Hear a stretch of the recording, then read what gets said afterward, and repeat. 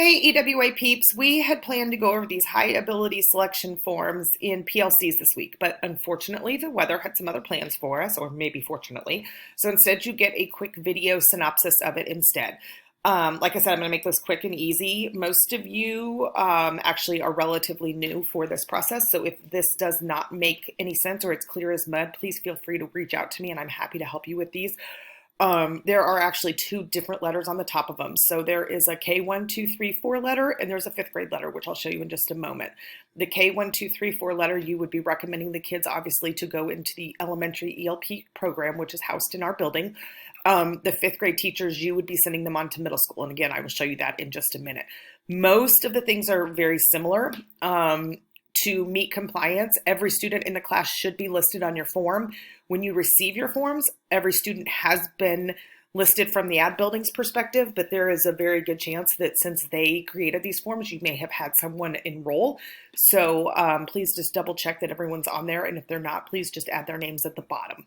And like I said, we'll get to that in just a second. I will plan to deliver these to you tomorrow at school so that you have them. That would be Friday if we are in the building. Otherwise, I will get them into your mailboxes over the weekend so you will have them first thing Monday. So again, list everybody on the form. The next thing I want to show you is there will also be for the K1, 2, 3, 4 characteristics of students with high abilities, just to think about them, what a child with high abilities is. And I want you to think beyond test scores because we will have test scores to look at. But as a classroom teacher, we really want you to think about someone who's very highly capable, maybe not motivated, maybe doesn't have a lot of home support. And you can look at that and think about that child as well for possibly being high ability. Now, obviously, they still need to have some intelligence to them. So let me show you the fifth grade one real quick. Fifth grade, you are actually recommending your students for being quality candidates for sixth grade honors. Okay, so there are a couple of different honors classes. The humanities block is both English and social studies or history. And so those are two classes, but they have to really be strong in both of those if you think that they could do that. There's also honors science and there's also honors math. It's highly likely that some of those kids could be honors across the board and you say, I want them to have all of these in honors, and that might be some of our current ELP fifth graders.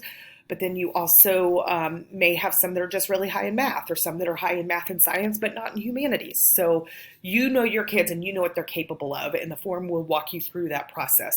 For everybody, if you communicate to parents that you recommended students for the honors or for ELP, please, please, please convey to them that this is a recommendation only. Final selection of students will be made by the High Ability Office after they review all the candidates across our school system. Obviously, in the ELP program, there are limited spots because we only have so many teachers and so much room in our building. Okay, so that's the fifth grade letter. Now, let me show you the characteristics of students with high abilities. And this was only shared with the K1, 2, 3, 4 teachers. I'm happy to share it with the fifth grade teachers as well if you'd like it for the honors, but I don't think it applies as much when you're thinking about kids going into specific classrooms.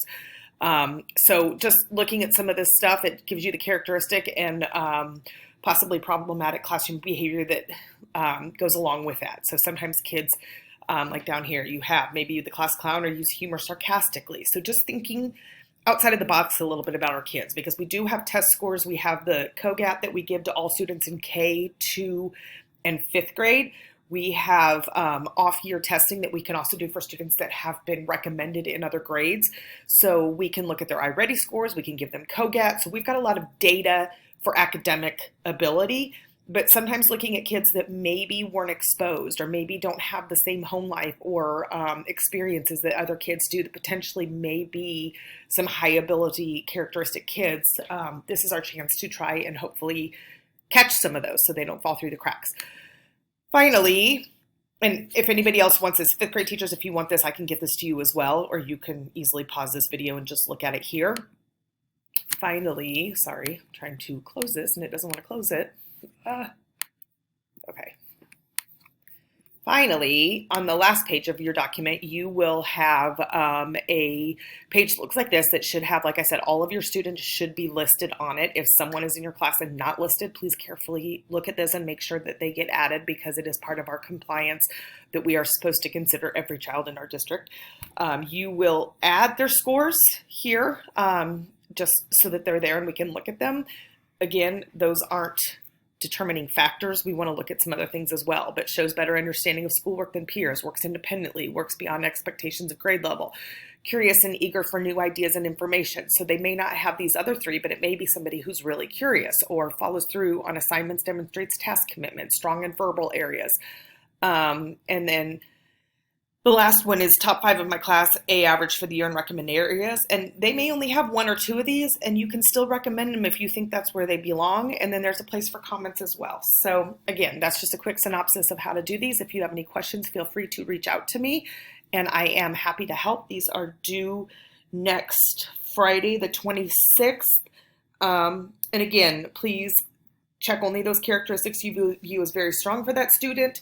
And then think about under strongly recommended. Check this box if you feel the student should definitely be considered based on classroom performance or potentially some other information that you might have that might not show up on a test. Thanks, guys.